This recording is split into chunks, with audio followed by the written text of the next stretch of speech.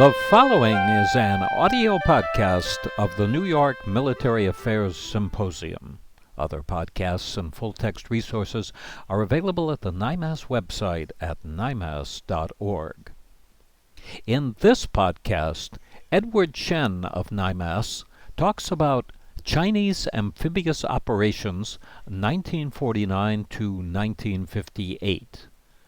It was recorded on May 8, 2009, and is approximately 1 hour and 16 minutes in length. Well, the topic tonight is Chinese amphibious operations 1949 to 58, which covers operations by both the Chinese Communist and Nationalist militaries during this period. Now, the rise in the military capabilities of the People's Republic of China is a much talked about current topic. It parallels, in a sense, their spectacular rise as an economic power.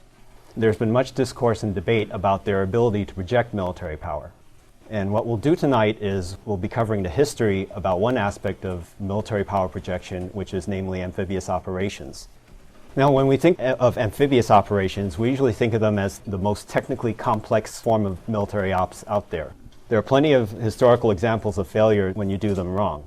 Amphibious operations, naturally, they involve employing and coordinating land and sea power, and where available air power to project land forces ashore. And we often think that technology is the key to mounting them successfully. Only a few countries have mastered amphibious operations of what we would consider to be the modern kind. The US, of course, is at the top of the curve. However, the historian and fourth-generation warfare theorist, Colonel Thomas X. Hammes of the US Marine Corps, once mentioned in one of his presentations that war is driven by practical men seeking solutions to real problems. It's not driven by theoretical people. He also adds with references to the generations of war. Each generation will, of course, attack to the depth of their weapon systems. So tonight, we'll be exploring how, in pursuit of their military objectives, both the Chinese Communists and Nationalists developed solutions to conducting amphibious operations, often without the high-tech means that we would consider necessary to do them. To compensate for their lack of high tech, they emphasized the other more fundamental aspects of operational art in order to prevail, such as boldness, mass, maneuver, and especially surprise and misdirection. As both sides ascended the steep learning curve in waging amphibious warfare, they often conducted decidedly low-tech amphibious operations with surprising results, at least until they hit the limitations of either the available technology or other insurmountable constraints.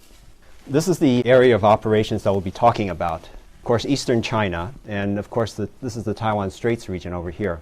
The Taiwan Straits separates, of course, the People's Republic of China on the mainland and the Republic of China on Taiwan.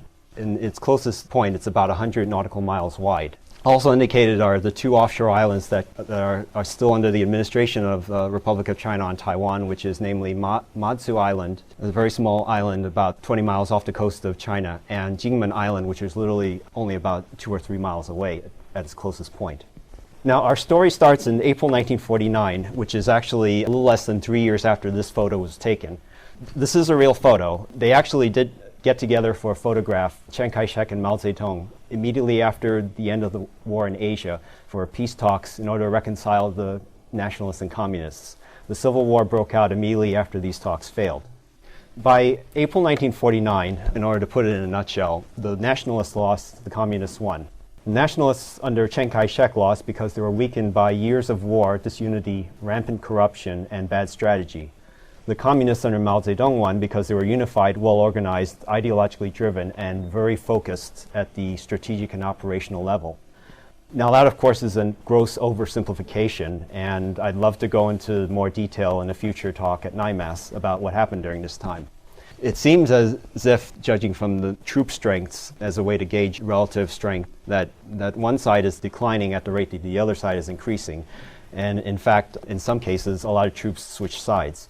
Now, by April 1949, the communists had essentially reached the Yangtze River, which is this blue line over here, and they had essentially wiped out all nationalist forces north of the lower Yangtze River. So naturally, the communists now set out to liberate the rest of the country. I'm going to show this rather detailed order of battle here, because we'll be referring to some of the formations listed in it during our talk tonight. Basically, in April 1949, the People's Liberation Army conducted a major reorganization into this order of battle shown here. The core of its main forces includes 4 army group-sized field armies, what they called Yezanjun, and 5 static military regions, which aren't listed here. These total 17 armies, 58 corps, and over 200 divisions. Each corps actually consists of 3 divisions and usually numbers between 24,000 to 30,000 troops. It should be noted that about a third or a quarter of these formations still exist today in the current PLA order of battle. At this time, the PLA units were still equipped with arms and equipment from either the captured nationalists or the World War II Japanese. The Sovietization of the PLA usually will come later in about the early 1950s. Before we get into this historical recap, I'm going to go into a characterization of these guerrilla-style amphibious operations during this initial period. Well, first of all, PLA amphibious operations during this initial period were decidedly low-tech. They were an extension of their guerrilla-style river crossings. Essentially, they gathered every single river boat and fishing vessel that they can find in the area near the river and used them to get their troops across. Motor vessels at this time on Chinese rivers were extremely rare.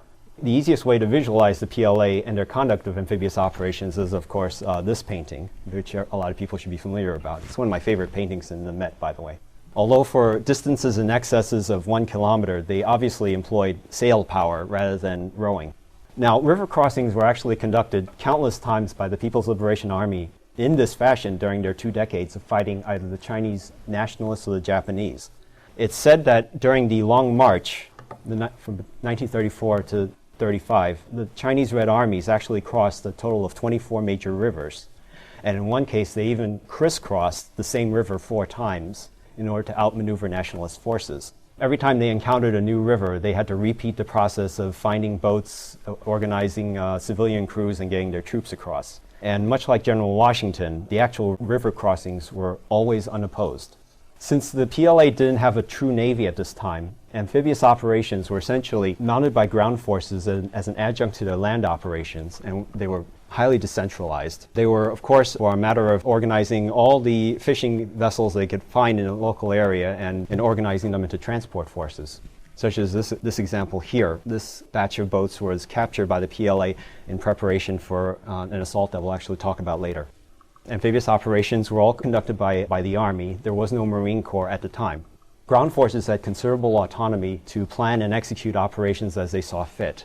The Communist Party and all the commissariats at all levels of PLA units were instrumental in organizing the local populace into transport crews and, of course, in actually finding the boats to use. Such as shown in here, this shows PLA political officers doing a mass mobilization of civilian boat crews. Of course, the more time they had to prepare, the greater chance of success, because this meant that they could thoroughly indoctrinate the civilian crews so that they'd behave well under fire. The typical operational range of river operations at this time was typically about 5 to 10 kilometers.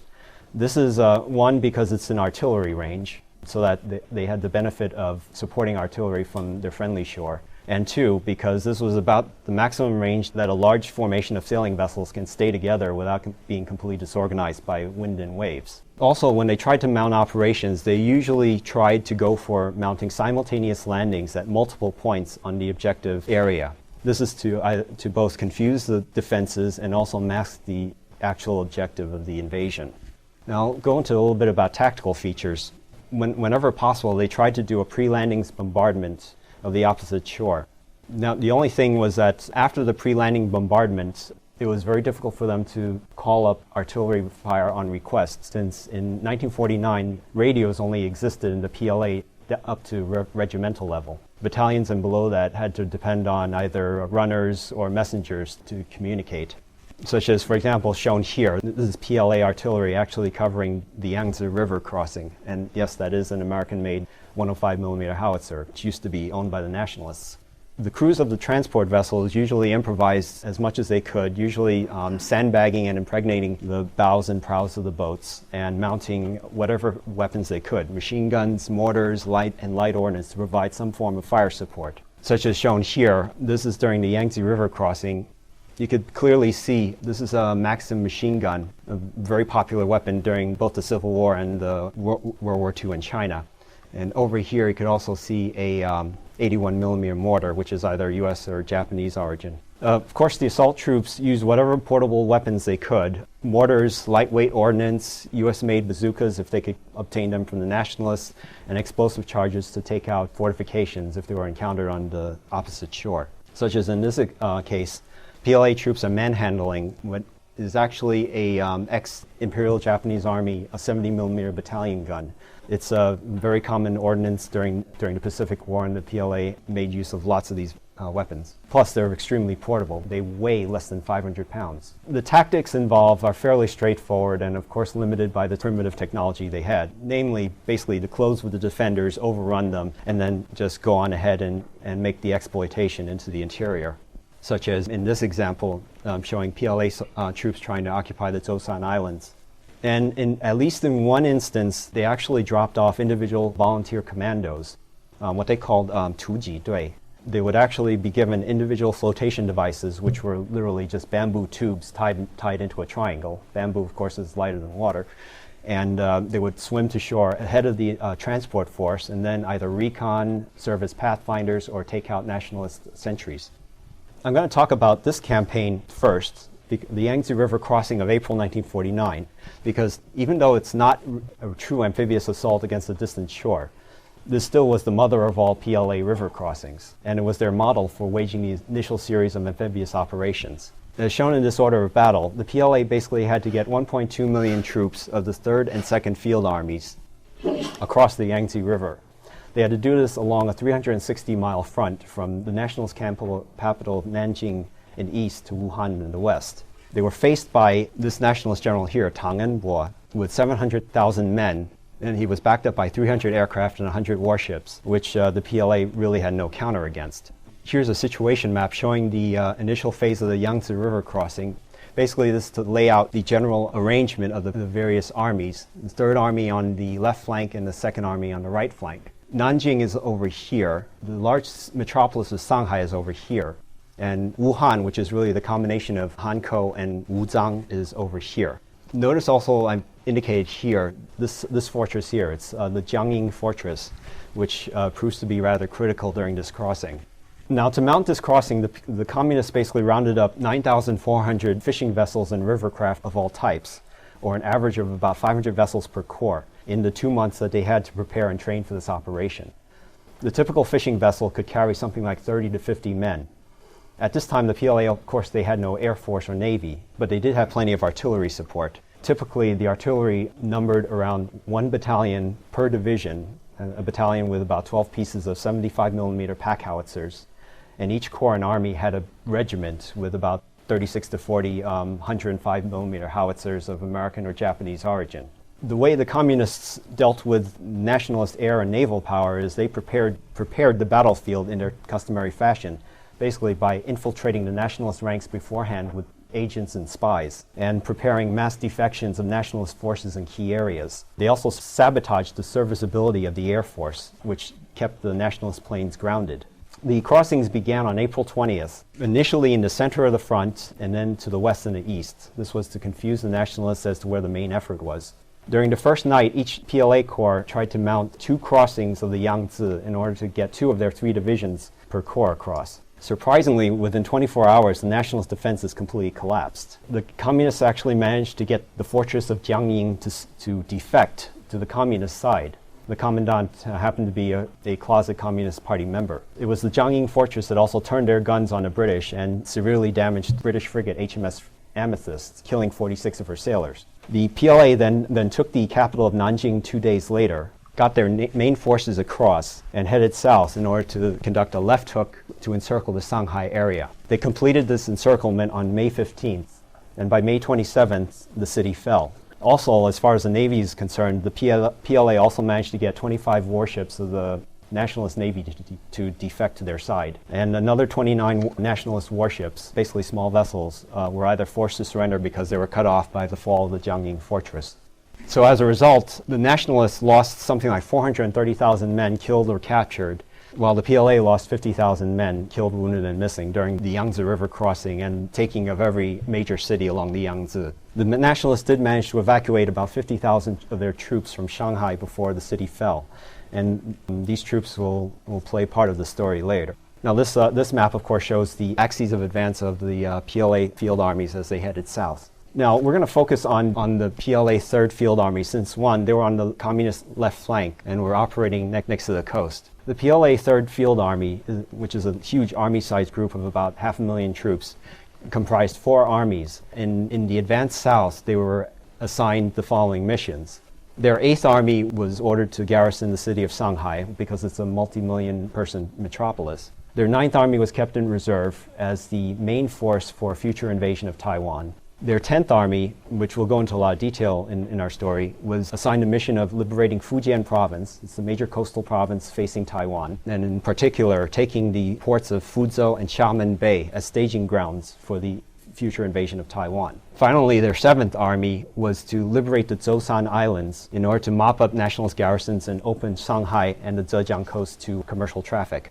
We'll first focus on the PLA 10th Army, since they had the crucial offensive mission of liberating Fujian and eventually establishing the foundations for a future invasion of Taiwan. The 35-year-old commander of the 10th Army was named Ye Fei.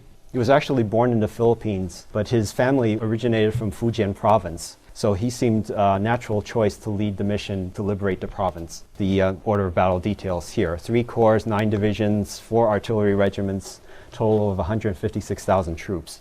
This is the general area of operations of the 10th Army during this time. Basically, the 10th Army starts off its offensive by taking the city of Fuzhou over here. Fuzhou is the smaller of the 2 ports that had to be taken. It's about 100 miles from northern Taiwan. In the course of the fall, they'll also take the Pingtan Islands, Nanru Island, which is very lightly defended, and Xiamen Island, which we'll go into a lot of detail. Now, I've highlighted this nationalist formation here, the Nationalist 12th Army under Hu Lian. Its location here is rather crucial to our talk tonight. The first operation we'll talk about is the Pingtan Island operation. This actually went off very, very smoothly for the PLA, even though this was the 10th Army's first amphibious operation.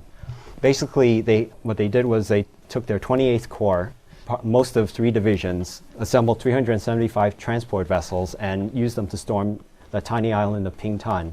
Pingtan was defended by about 15,000 very, very demoralized troops, remnants of 2 nationalist corps. They took the island with almost very little resistance from the nationalists because they were demoralized.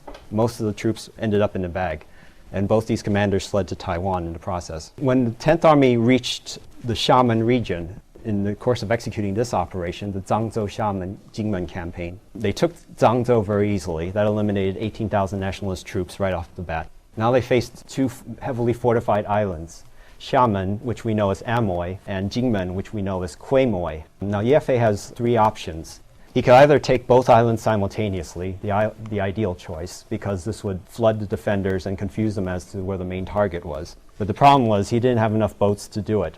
Turned out the nationalists had made very strong efforts to basically depopulate the area of enough fishing boats to mount this offensive.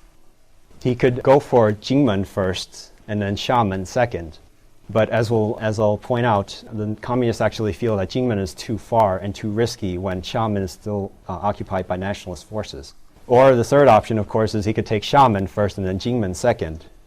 And Ye Fei goes for this because he wants to be the liberating hero of Xiamen, because he had actually been active there as a teenager, conducting communist revolutionary activities.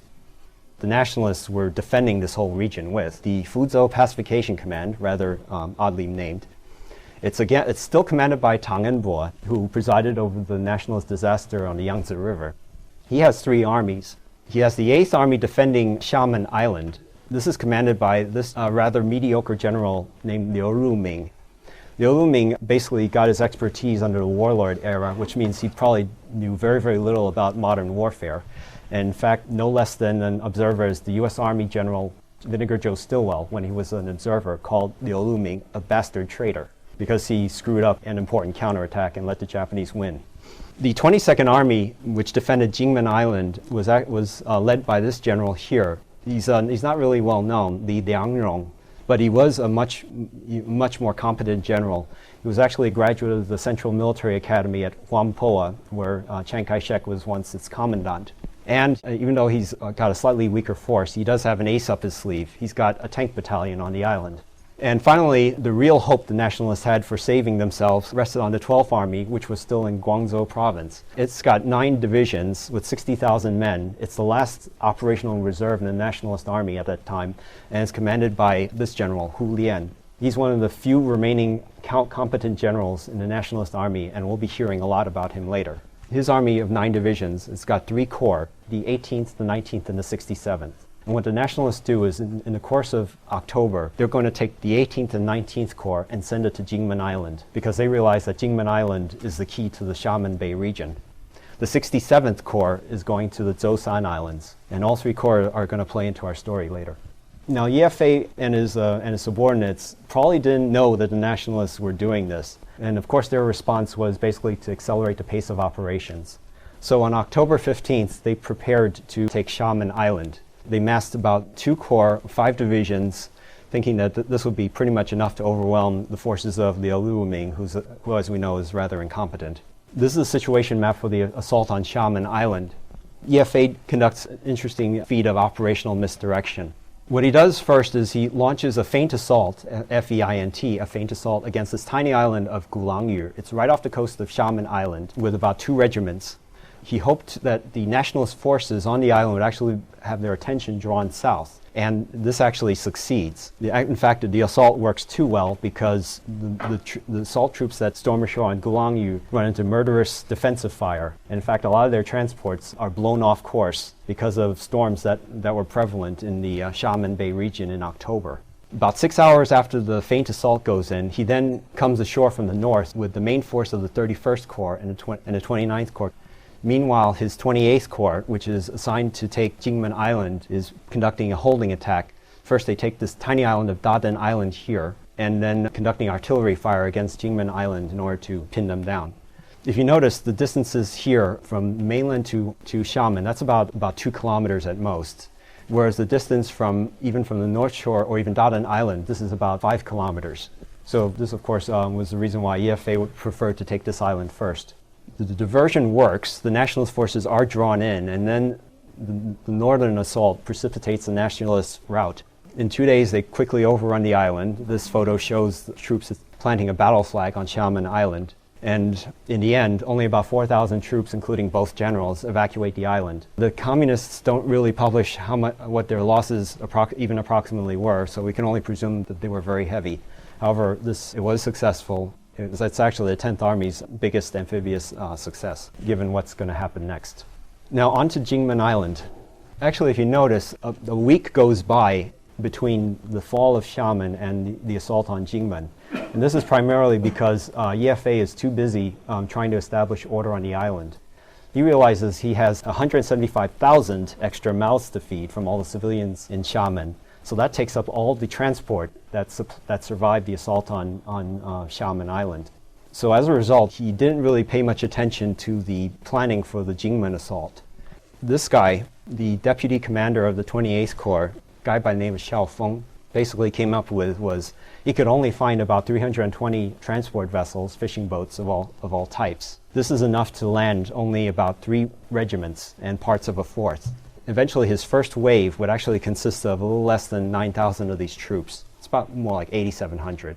Facing him is what he believes to be just the 22nd Army under Li Liangrong, and he thinks there's only 15 to 20,000 troops that he has to deal with, when in actuality there are already 2 nationalist corps, the 18th and 19th from the 12th Army, ashore on the island. And there are 40,000 very determined nationalist troops blocking his way, plus an entire battalion of tanks. The tank battalion is equipped with 22 M5A1 Stuarts, and this is actually what one of these things looks like. It's a U.S. Army light tank used 1943 to 45. Several hundred of these were sold to the nationalists after the war. Weighs about 16 tons, is armed with a 37mm cannon and 2 machine guns. And as a result of the great part it played in the defense of Jingmen Island, the nationalists called it the Bear of Jingmen. And yes, that's the speaker standing next to one of them.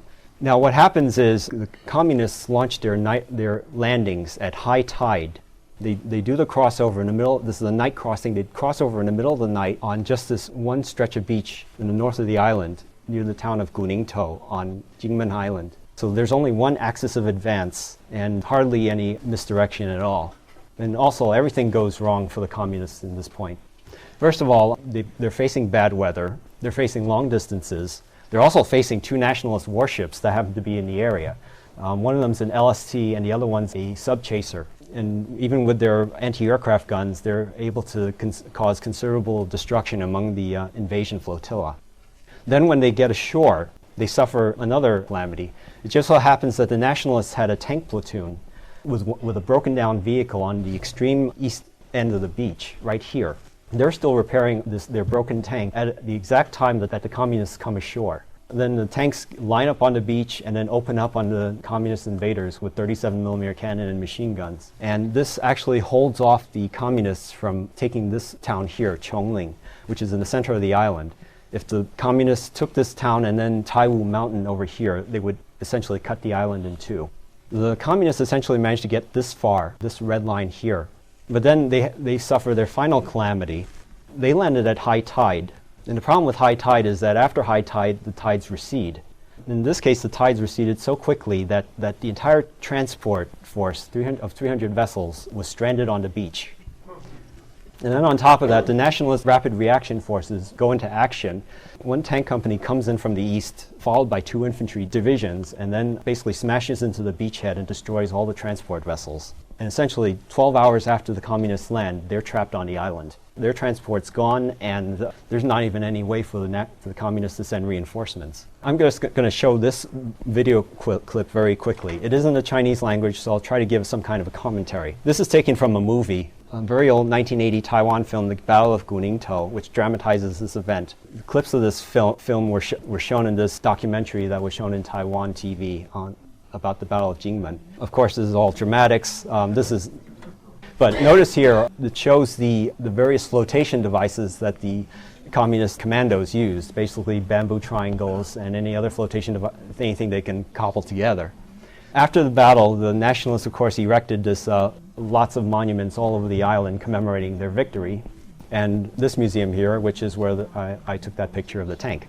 So if you ever go out to Quai Moi Island, this is a place to visit. A lot of the buildings that were damaged during the battle still remain as mute testimony to the ferocity of the fighting, especially since near the end of the battle, the nationalists massed 4 divisions, and a lot of the fighting was street fighting.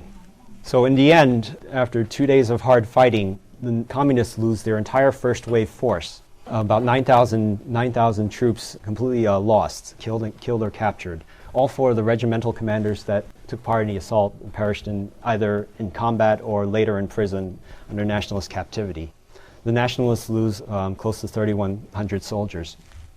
There were 2 immediate outcomes to this battle. First of all, Hu Lian, commanding the 12th Army, he actually arrives when the battle was over to preside over the counterattack.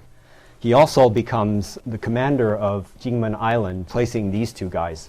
Remains commander of Jingmen Island for the next decade, therefore earning the nickname the King of Jingmen. We'll be hearing a lot about him in our talk tonight.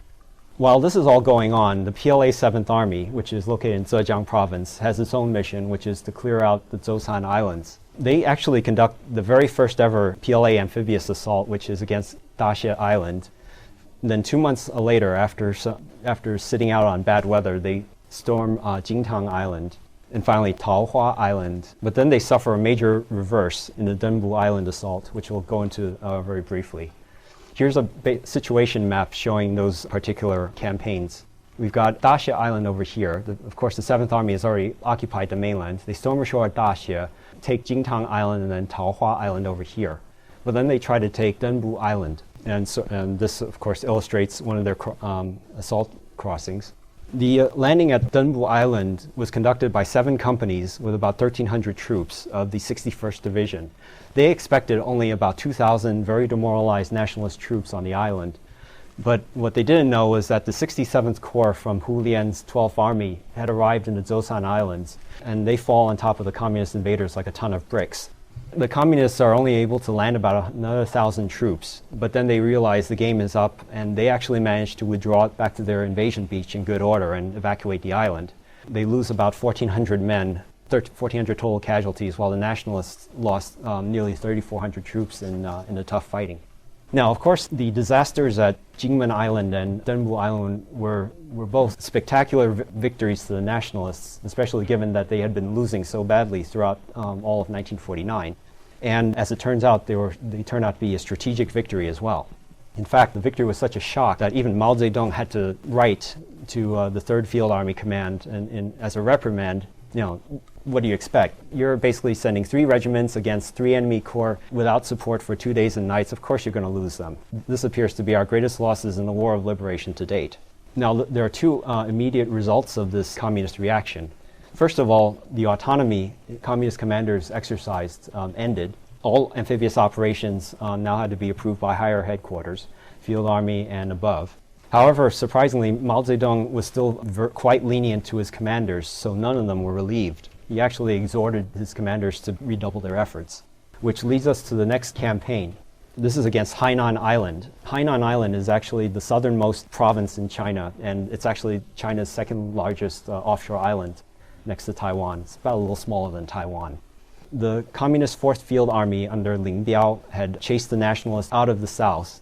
The nationalists evacuated to Hainan Island. So now he assigned his 15th Army under Deng Hua with 2 corps in order to drive them out. Deng Hua has 95,000 troops, but the ace in his hole is the Chongya Column.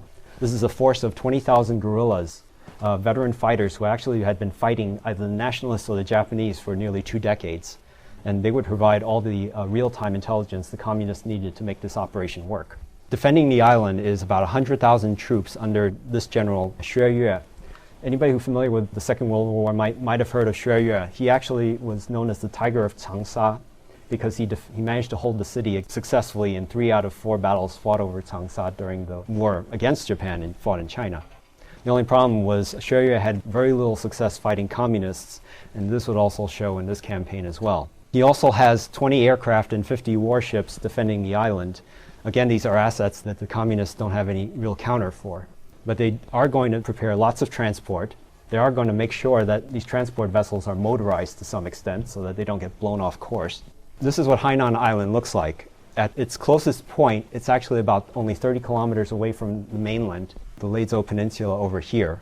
The nationalists have defended the entire coast to the best of their ability with 100,000 troops, but even then they're very spread out. Plus, the communist guerrillas on the island of the Chongya Column have pretty much dominated the interior. Communists had about 3 to 4 months to prepare for this operation, so they spend it very effectively. First of all, they condition their troops so that they won't get seasick, either literally using swings to simulate seasickness or doing rowing boat drills on the shore in order to practice how to operate vessels. They also trained their soldiers to actually operate their small arms from boats, so if any nationalist warships got close enough, they could actually engage them with small arms fire. And yes, these guys are equipped with American-made Thompson submachine guns, in this case, even a grenade launcher. They also tried to arm as many of their boats as they could with a jury-rigged pack howitzer. In this case, it's a 75mm ex-Japanese Army pack howitzer to serve as either a fire support vessel or even to fight off nationalist warships if they were encountered. The way they invaded the island was like this. They figured they're going to first slip ashore as many forces as they could, basically to probe the enemy defenses and to reinforce the guerrillas. So they first conduct 2 separate crossings by a reinforced battalion apiece, followed by 2 more crossings later in March by a reinforced regiment. In each of these cases, the nationalist warships and aircraft were either too few or out of position to interfere. And then finally, they launched their main invasion with 8 regiments landing on the north of the island. This basically illustrates what I've mentioned. The 2 battalions, reinforced battalions, land here and another one here. And then 2 reinforced regiments land here and here. Their main invasion goes ashore on April 15th, as shown in this picture. They land on the north of the island, and in 2 days they actually take over the north coast. And then what happens is Chiang Kai-shek decides it's time to give up the island. He actually figures that his lines really need to be consolidated, so he authorizes an evacuation of Hainan Island. This is completed by April 30th, indicated by the warships leaving. Communists lose about 4,500 casualties in the taking of Hainan Island, but the nationalists lose about 33,000 troops. 70,000 of them are evacuated to Taiwan. over the next 3 months, in 1950, the PLA would essentially roll up the nationalist coastal island chain in the west by about 600 miles. They first take Dongsan Island, an island that we'll talk about in more detail later. And then on May 13th, Chiang Kai-shek decides to evacuate Zhoushan Island, the scene where the Communist 7th Army was trying to clear out. Chiang Kai-shek basically does it for him. This actually saves 120,000 nationalist troops. They're evacuated to Taiwan. Between May 27th to August 7th, the Communists successfully take the Wansan Islands. There's the small island cluster near Hong Kong. However, on July 26th, the Communists launch a battalion-sized probing attack against Dadan Island. These are two tiny islands near Jingmen, and the entire battalion is destroyed in the process. Now, in our story tonight, the date of June 27th is very, very significant. Anybody who thinks that it's the date when the Korean War starts is rather close.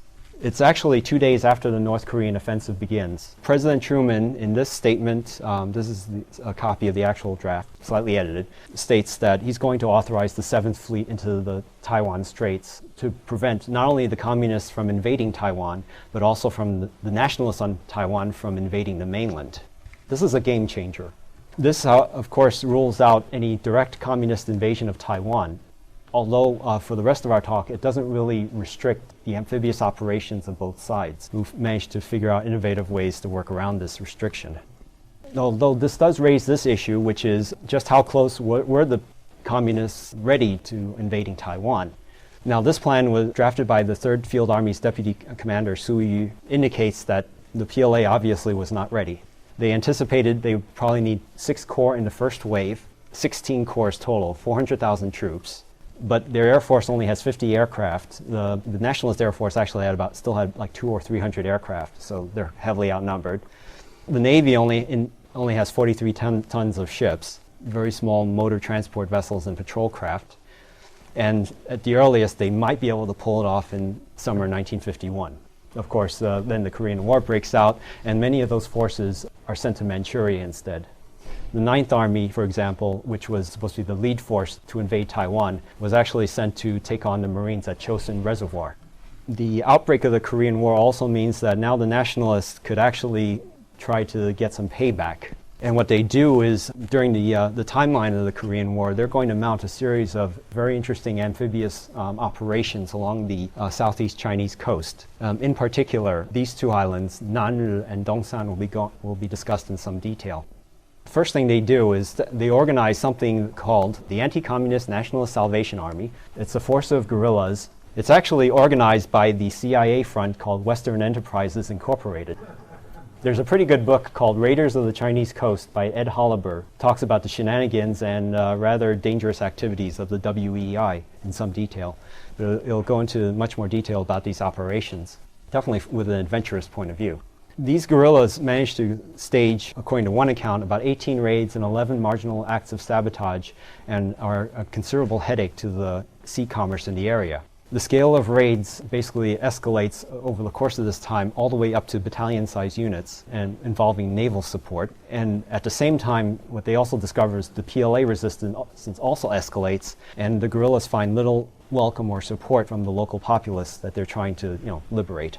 The peak of these guerrilla operations is actually a conventional amphibious assault, which was staged at Nannu Island on October 11th. It was actually planned out by the WEI and the King of Jingmen, General Hu Lian. It involved about 5,000 troops, 10 warships. The Nationalists had a fairly modern navy, even though it's a small one, including ex-US Navy LSTs. And in the case of Nannu, it's a textbook operation. They overrun the island, they wipe out the garrison of 1,300 troops, take 800 of them prisoner, and leave the island after declaring it a success. The success of Nannu, of course, motivates this operation, Dongsan Island. There's another motivation for launching this operation. First of all, it's in July. A little bit before that, when President Eisenhower took over, he actually unleashed the nationalists and lifted the restriction on their ability to conduct large-scale amphibious operations against the communists. So the nationalists basically decide to make this their showpiece operation, showing that they were really serious about coming back to liberate the mainland. It's also going to showcase the first ever airborne assault by nationalist forces. It's going to involve their first parachute battalion with 600 men, backed up by 10,000 assault troops and in the usual assortment of aircraft and warships. They figured that Dongsan Island is lightly defended with about 1,200 troops from a security regiment led by Yo Meiyao. This is a map of Dongsan Island, courtesy of Google. And what happens is the Nationalist invasion force comes ashore relatively easily at dawn. However, the 1st Parachute Battalion has an interesting story. In order to get to the drop zone at dawn, their transport planes, about 22 C-46 Commando large transports, take off at night.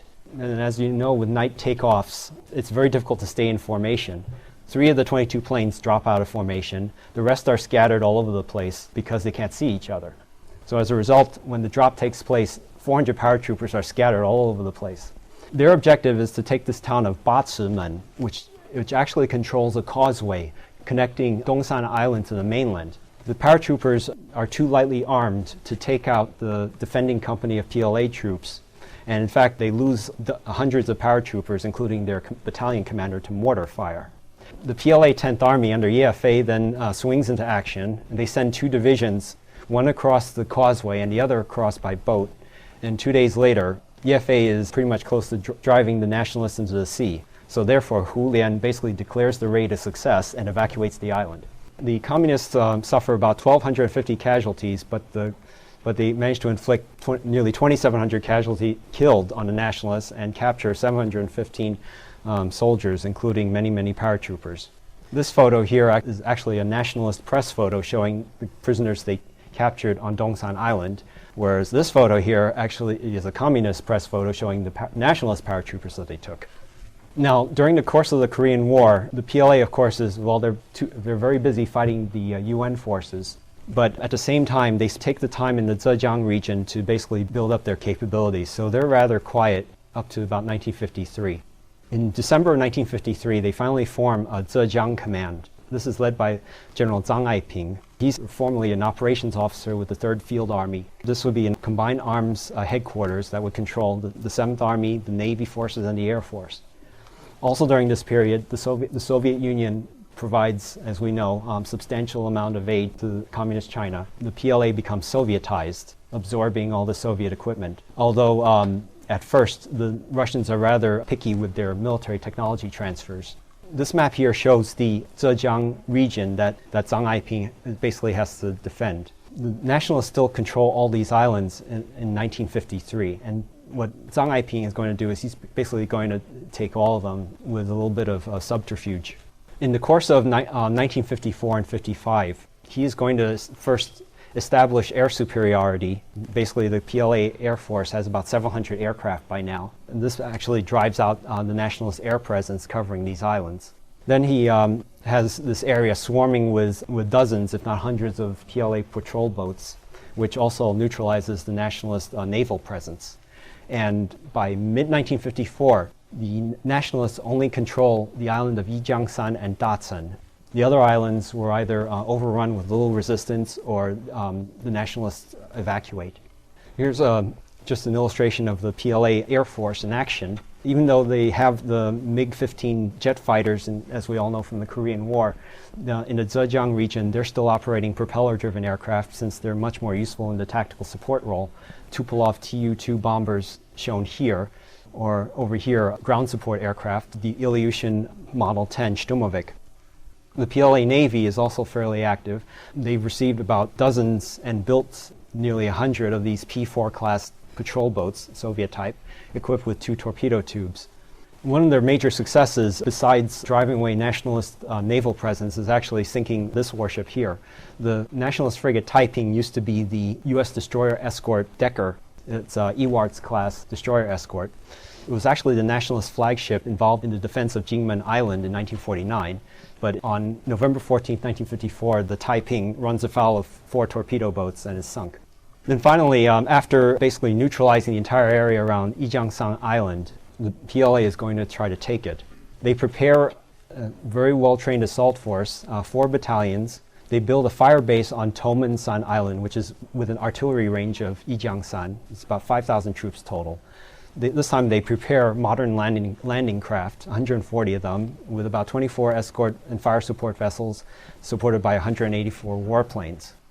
Yijiangshan is defended by about 1,086 troops and guerrillas. This operation goes in on January 18th. This is just a situation map showing how the operation unfolded. Basically, at 8 o'clock in the morning, the PLA conducts bombing raids of Yijiangshan Island. Then at 12 o'clock, artillery batteries on Tomensan Island over here open fire. Then the invasion flotilla arrives offshore at 1300 hours, begins fire support. Troops come ashore at 1400 hours and overrun the island in 3 hours. This shows the PLA troops embarking for the assault. The PLA troops landing on very, very steep hillsides of Yijiangshan Island, yet they still manage to climb ashore. They storm the island and they finally take it 3 hours later, although they suffer actually more casualties than there were national defenders present. And actually that turns out to be the last ever amphibious operation ever conducted by the PLA. It's their first, last, and only combined arms operation that the PLA would ever pull off. And afterwards, they really have no strategic need to do more than that. However, it isn't the last operation we'll talk about tonight. That operation, namely, is the Jingmen Island bombardment of 1958, which most people probably know as the Quemoy-Matsu crisis from 1958, which was discussed at length during the Kennedy-Nixon debates in 1960. By 1958, Jingmen not only has become a massive nationalist base with about 88,000 troops on it, but it has also been the subject of artillery bombardments by the communists for 9 years. Then the communists realized they can't invade the island, of course, so they figured they'll try to use artillery bombardment to drive them out, or at least force a withdrawal. This really reaches a crescendo in 1958. This time, the 10th Army under EFA masses 32 artillery battalions with nearly 460 pieces of heavy artillery, hoping to drive out the Jingmen Defense Command, still under the command of the King of Jingmen, General Hu Lian. The communists figure the nationalist island needs about 400 tons of supplies daily, because there's also not only 88,000 troops, but 30,000 civilians on the island. If they can cut off the island for a prolonged period of time, maybe that would force the nationalists to give up. The bombardment begins on August 23rd, and on the first day, 57,000 shells land on the island. 600 nationalist troops are killed because they're caught by surprise on the first day. This also includes 3 lieutenant generals, deputy commanders under Hu Lian, who are having lunch in an exposed restaurant. And of course, it shuts down all sea and air traffic to the island. For example, the airfield on Jingmen Island shown here, the nationalist C-46 transport stranded. This illustration shows what the nationalists were eventually forced to do, basically try to land their LSTs to offload supplies directly.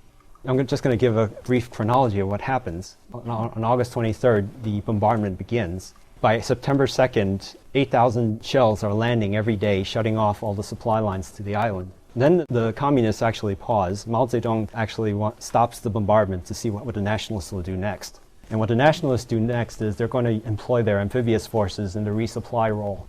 2 supply ships, literally escorted by 7 U.S. Navy warships, 2 cruisers and 5 destroyers, actually reached Jingmen. The PLA was under strict orders to only fire on nationalist ships if they can see them, and not to fire on American ships because they didn't want to start a war. So in this case, they couldn't see the nationalist warships and they were able to make it. On the 8th, the nationalists try again. They force 4 LSTs through, and this time the PLA does open fire, hitting the nationalist ships, but they successfully unload anyway. And the nationalists try again on the 11th, actually on the 11th and the 13th, This time the fire is so heavy that the supply ships are unable to make it to Jingmen.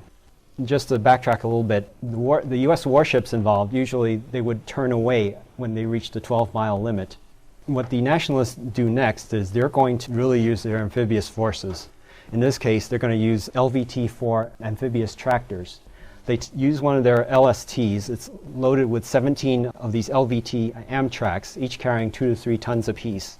And they're going to offload these little vehicles at the 12-mile limit, and they're going to individually make the run all the way to the South Beach. In the first case, 15 of the 17 vehicles make it.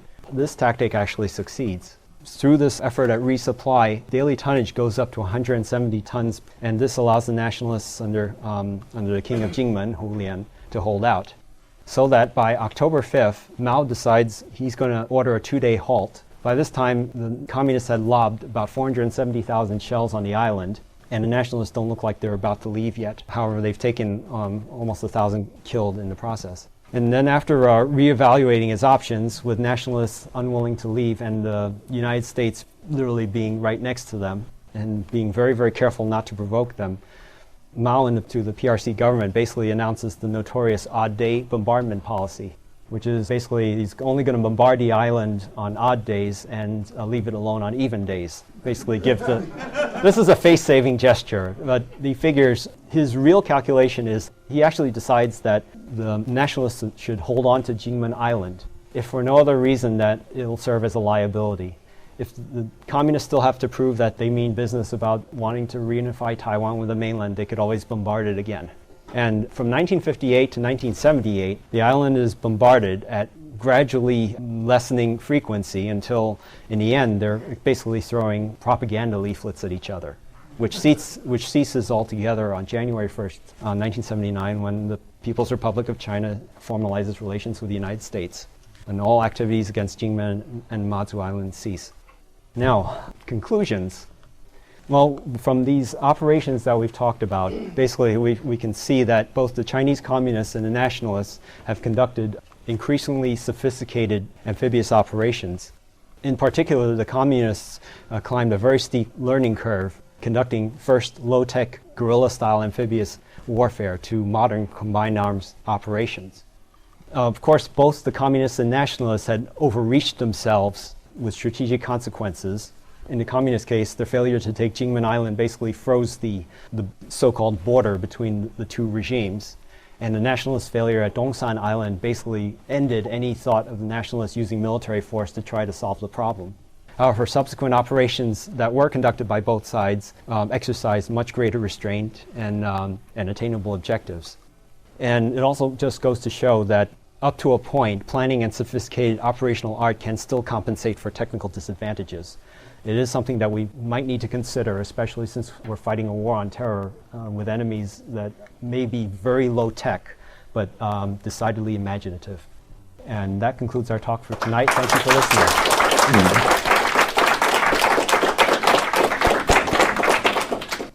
In looking at some of the dates of death for your Chinese communist generals, I saw that a bunch of them were, late 60s, early 70s. So I wonder if you might say what role these operations played in, I guess, them being killed off during the Cultural Revolution, or was there any retribution, or Mao getting mad at them, or anything like that? Surprisingly, only two generals in that list actually die horrible deaths. One is Ling Biao, who, as you probably know, was Mao's designated successor, but then he tries to overthrow him in 1971 and dies under mysterious circumstances, courtesy of a plane crash.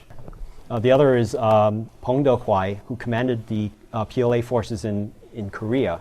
He actually he didn't exactly get purged because he commanded forces in Korea and didn't exactly succeed. He actually got purged because he opposed Mao's later policies. However, of the other generals, most of them actually managed to live fairly long natural lives. Ed, could you say a few words about Eisenhower's threat to use atomic weapons to keep the lid on the Chinese, both in Korea and in these operations? I can only say that at the time of the August 1958 bombardment, the U.S. actually had a battalion of Matador nuclear-tipped missiles based on Taiwan. Technically, the policy was the U.S. would only intervene if Taiwan was directly attacked, which obviously it wasn't. The dilemma, of course, was how far would the U.S. intervene if Quemoy or Matsu actually fell. The generals were prepared to go all the way, although the conventional wisdom is that Eisenhower wanted to show much more restraint. Couple of questions. Why was it that Quemoy was able to resist, or more accurately, why were the nationalist troops on Quemoy willing to resist when there was so little resistance against the other invasions during that period when the KMT was demoralized? And also, could you provide the actual distances of the operations against Quemoy and Hainan? Sure. First of all, it does boil down to the fundamentals of leadership. The nationalists did enjoy a break because they had first General Li Liangrong, who was a much more determined commander. He certainly wasn't a product of the warlord school. And after Li Liangrong was succeeded by the king of Jingmen, Hu Lian, who was hardcore. He was a hardcore, brilliant general, probably one of the most brilliant generals the nationalists ever produced. These generals were literally willing and able to motivate their troops to be prepared to make a death stand for the island, in contrast to other successes elsewhere. As far as distance is concerned, Jingmen Island is really at its closest from Xiamen Island. It's only about 2 or 3 miles away. However, Hainan Island is actually 30 kilometers away at its closest point. And in that case, even though the general was fairly competent, the area that he had to defend was way too large for 100,000 troops to defend. On top of that, it was really both the fact that the communists came ashore and the nationalists basically decided to consolidate their defense line, making it shorter, resulted in the nationalists evacuating the island. Ed, Yes, Alan. I got one of there's certain things that bother me. In 1949-50, did the nationalists have any tactical defensive doctrine? It doesn't seem that they had enough engineers or whatever to set up interlocking fields of fire, bunkers, some defensive things in the water to keep the communists from landing and moving inland. And also on Hainan Island, did they conduct any spoiling? Did they know that the communists were building up, and that did they with their their aircraft and their ships do any spoiling attacks? You said that they weren't able to stop them once they got going, but couldn't they have did some spoiling attacks while it was still training on the mainland? Surprisingly, nationalist air power in that theater was very, very passive. And I'm still trying to find out just exactly why. My guess is that they were at the end of literally 600 miles away from Taiwan. They're at the western end of the defense line and literally at the end of their logistics chain. Basically, even though nationalist air power did prove decisive in the Jingmen attack, it was actually rather lackluster.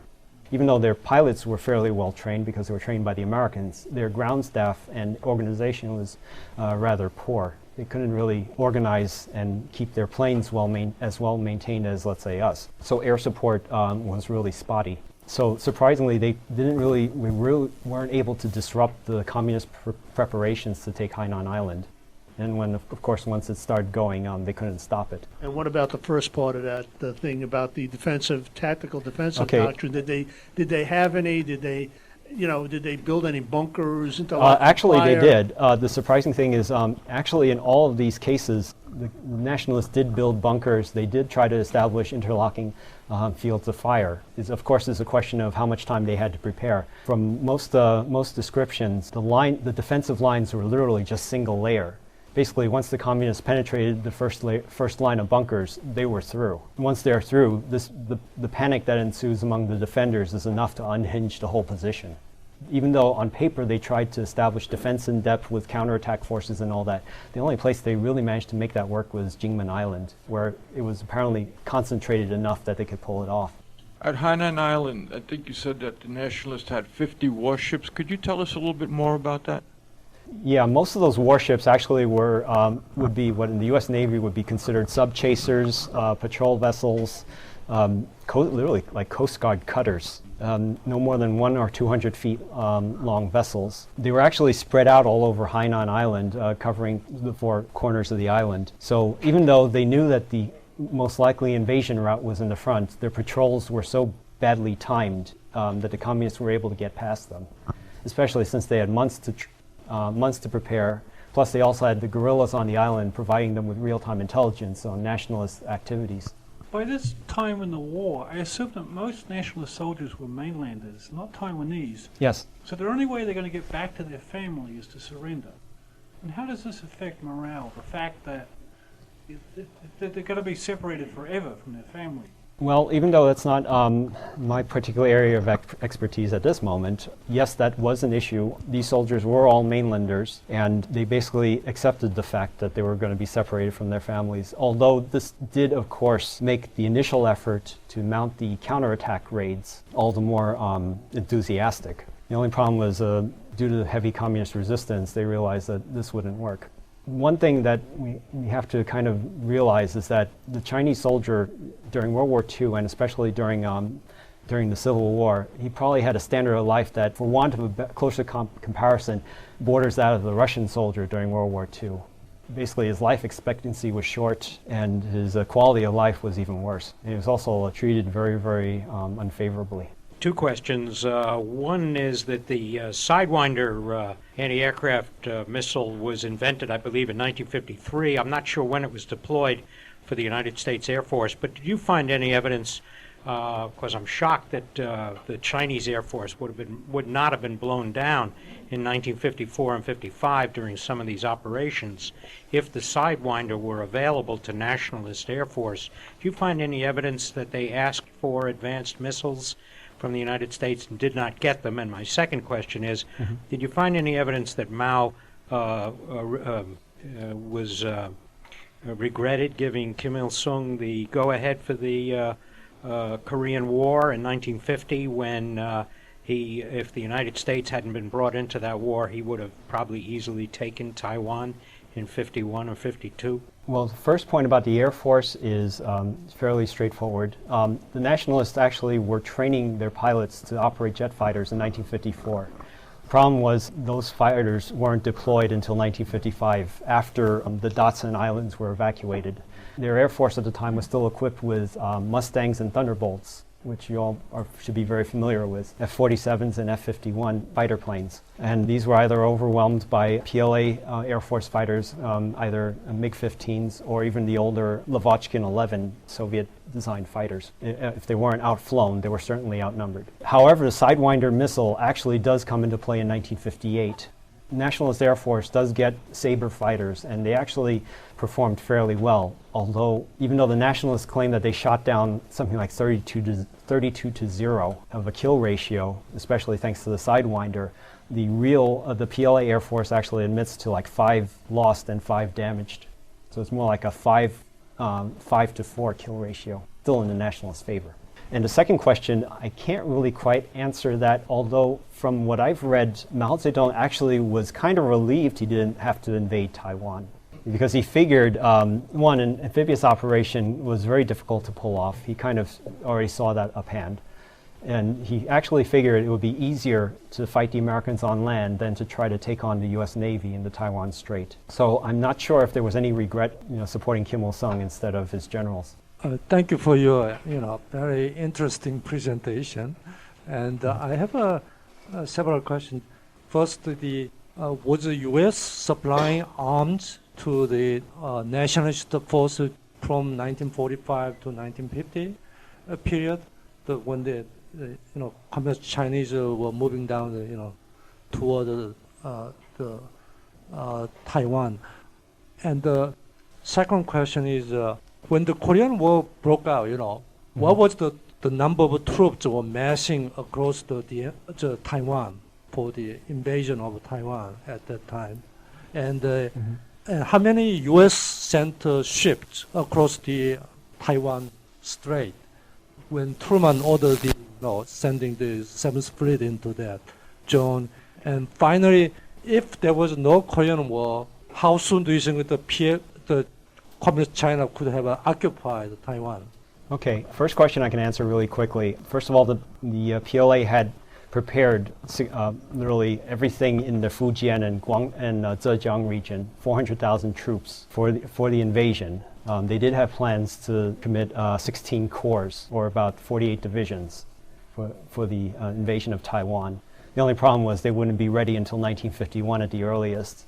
And that's assuming that Chinese industry, which of course was still recovering from the Civil War and from the devastation of World War II, could actually even build enough shipping to even put 6 of those corps ashore, as indicated in the original PLA plan. The second thing is, while the arms supply issue is rather spotty, it's rather spotty, the Nationalists were, I'd say, about half equipped with U.S. equipment. Their elite forces were certainly equipped with U.S. equipment, while the majority of the forces were actually equipped with the same stuff they used during the Second World War, which is a hodgepodge of either warlord equipment, stuff from European militaries. There's still a lot of German equipment lying around in China. As you can see, machine guns and rifles of German origin, including Maxims. A lot of even nationalists were using a lot of ex-Japanese army equipment that they gave up as a result of the surrender, which of course made its way into communist hands. And as far as the U.S. naval presence, I'd have to look up an order of battle of the U.S. 7th Fleet for that period. But from the pictures I've seen, it has included carrier task forces, at least 2 or 3, with the usual accompaniment of cruisers and destroyers. As far as the air stuff goes, the Nationalist Chinese Air Force was buying stuff wherever they could find it. Notably, 100 Chinese Canadian de Havilland mosquitoes, which were shipped at great expense. Probably 40 of the 100 were wrecked during loading and unloading, and they had an operational career of, well, no one's noticed and no one has told me. So they were buying stuff on the open market. Getting into this period, in 1958, when the nationalist F-86 Sabres start swapping Sidewinders for AA-2s over the Straits. There's a massive massive nationalist air intelligence effort against the mainland, the RB-69 program, for example.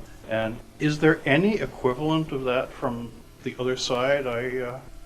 I've never, unless they crashed out of sight and out of mind somewhere out in the sea, they didn't seem to mount any sort of an equivalent. Well, first of all, it is true that the nationalists did try to obtain aircraft wherever they could. They did operate the de Havilland Mosquito. In fact, Mosquitoes were fairly active during the 1949 campaign to defend Jingmen Island. They actually conducted bombing raids against mainland concentrations of vessels. Second, yes, the nationalists also did conduct a massive intelligence program along the mainland, dropping spies and losing a lot of aircraft, sending a lot of U-2 spy planes. In fact, I think the first U-2 spy plane losses were nationalist flown and were shot down by the communists. The communists didn't really use air power that much, surprisingly, during this period. Although they did use them in the air superiority role to drive away nationalist fighters, but they didn't use them in the tactical support role except during the assault on Yijiangsan Island that we talked about in detail. And second, they didn't seem to be the need to employ air assets to spy on the nationalists, since really the only 2 places they have to worry about are Jingmen and Mazu. And for that, both sides actually exchanged frogmen raids back and forth during the hot fighting period. Have you seen any evidence of transfer to the Chinese Communist forces of either P-39 or P-63 Lend-Lease supplied to the Russians fighter aircraft? Not that I've noticed. Aircraft, well, ex-American aircraft that found its way into the PLA Air Force when it was declared into existence in 1949 was usually either Mustangs or Thunderbolts that were captured on overrun nationalist runways. Or captured Kawasaki Ki-40. Or Japanese aircraft, or more usefully, the transport planes of either the Chinese Nationalist Air Force transport or Civil Air Transport, or CAT, which later became Air America. Yeah, 2 completely unrelated questions. I wish I'm not very well, not good at remembering the name, but the major nationalist attempt to capture one of the islands that involved the use of airborne troops, and I think it was a division-size forces, I believe. What's the name of that island? The island's called Dongsan. It's right near the boundary of Guangdong and Fujian provinces. You can find it on a map. It's now a major tourist attraction. Very well developed. Of course. Everybody tells me it's great. Got its own website. And Second, the Nationalists used an airborne battalion backed up by a division's worth of ground troops. Okay. Yeah. Yeah, well, the one of the things I noticed on the stats that you had on your PowerPoint was, I believe I saw there was 2 Nationalist tanks lost in that Yes. effort. So obviously they landed armored vehicles. Yes, they did use. They did try to use, I believe, M5 tanks from the Jingmen garrison, and but 2 of them were left behind. Okay. And were considered destroyed. And the other thing I wanted to ask, which is totally unrelated, but one of the key factors that led to communist success on Hainan Island was the presence of a large force of communist guerrillas in the interior. Was anything like that in existence in Taiwan? Surprisingly, no. Actually, fortunately for the nationalist regime, no. For one thing, since 1947, the nationalists not only tried to stamp out communists, they actually first of all, they imposed martial law on the island. They rooted out and treated very brutally anybody they thought to be communists. Of course, anybody who considered themselves Taiwanese would be familiar with the February 28th massacre, where over 10,000 civilians were murdered or killed in about a month's worth of violence as the nationalists cracked down on the native intelligentsia, a lot of whom were actually supporting communists. It's actually more complicated than that. It did involve Mao Zedong actually encouraging Taiwanese on the island to revolt against the nationalist regime. But the nationalists were fairly successful in stamping that out. I believe I read some time ago that along the coast somewhere here are some of the highest tides in the world that rival the Bay of Fundy or something like that. You mentioned in one of these battles the tides were very important. Was that an issue common to these battles? Maybe I'm just plain mistaken. In the 1949 communist attempt to invade Jingmen, they were important. The communists did miscalculate the tides and the schedule of the tides. Basically, they landed at high tide. In the case of Jingmen, the tides really weren't that high. However, during that invasion, the tides receded by something like 30 meters in 6 hours, since they landed at high tide and then it just went downhill from there. They actually talked about getting the transports off the beach immediately once the troops had landed. But it turned out the nationalist defenses on the beach were so heavy that the civilian crews, most of whom were improperly conditioned and indoctrinated, the crews actually panicked, took and abandoned their boats so that they couldn't man them when the tide started to recede. And on top of that, the troops were completely disorganized, and nobody was basically directing them to push a couple of boats out to sea. Okay, after Eisenhower sent the 7th Fleet in ostensibly to prevent a cross-strait invasion either way, I have to ask the question that how realistic would it for the nationalists to land an invasion on the main coast? It seems like you would be getting into a Dunkirk or Pusan type situation which would not have been advantageous to them at all. First of all, you're absolutely right. During this period, basically the communists, and especially the civilian populace, was loyal enough that they would have opposed a nationalist invasion. I have read about plans during the tough times of the Great Leap Forward and during the Cultural Revolution, when civilian morale was so low that the nationalists thought they could still pull this off. And the nationalist government under Chiang Kai-shek did appeal to the U.S. to unilaterally attempt military action of this intensity, but we're told to cut it out. Yeah, I just need some clarification on the 12th Army. Yes. Those corps, obviously, their deployment to the Quemoy is essential. Yes. And apparently the communists didn't know about that.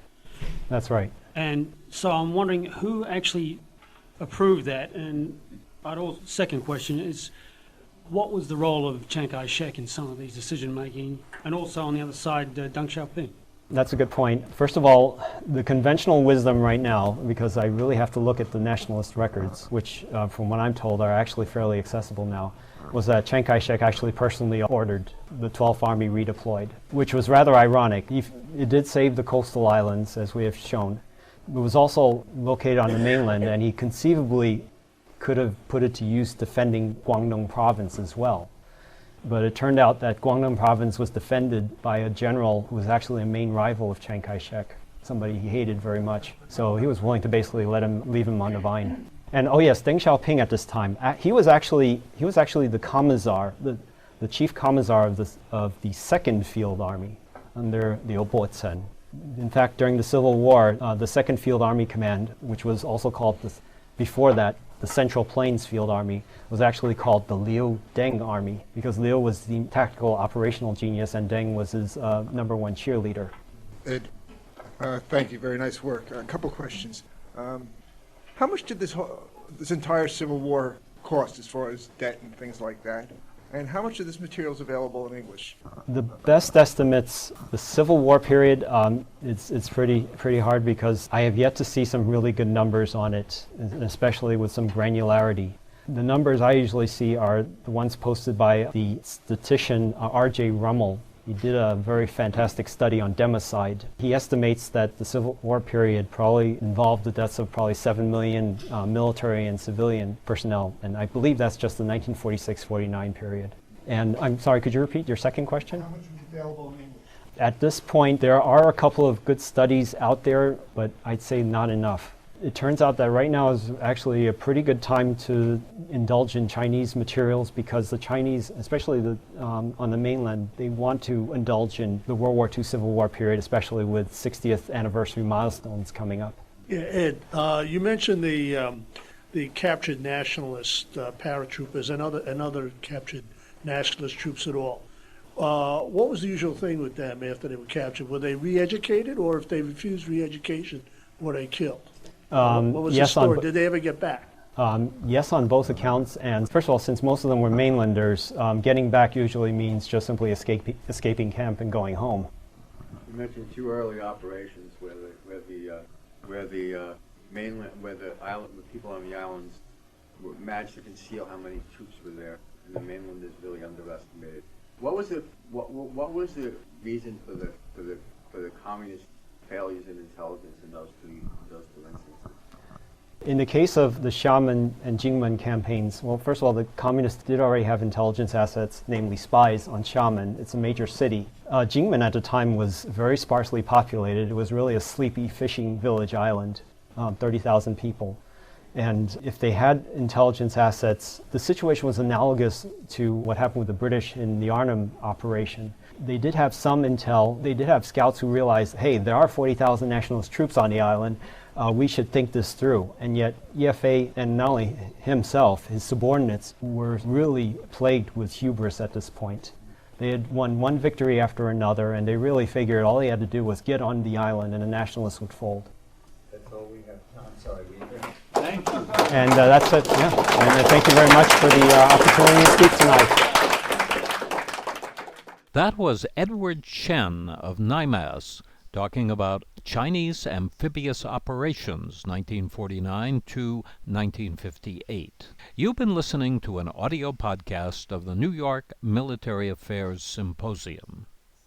The current NIMAS schedule, information about NIMAS membership, other podcasts, and full-text resources are available at the NIMAS website at nymas.org.